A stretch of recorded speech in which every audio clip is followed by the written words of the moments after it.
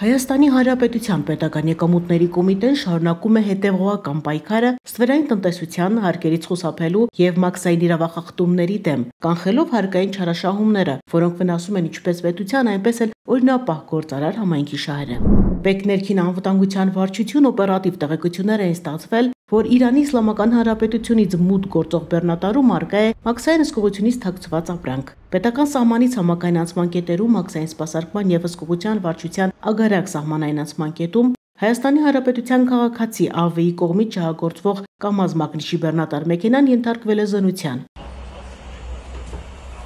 Արդյունքում տրանսպորտային միջոցի բեռնախցիկի պատերին հատուկ հարմարեցված տաքստոսներից մեքենայում արկա բեռի տակ հայտնաբերվել է մաքսային հսկողությունից թաքցված տարբեր տեսակի 7300 տուփ ծխախոտ։ Ոչ օրինական ճանապարհով խոշոր խմբաքանակի ծխախոտի ներմուծման փորձը կանխվել է, իսկ հայտնաբերված ծխախոտները առգրավվել են։ Կազմվել է մաքսային կանոնների խախտման վերաբերյալ արձանագրություն, համաձայն մաքսային կանոնների մասին օրենքի 313-րդ հոդվածի հատկանիշներով։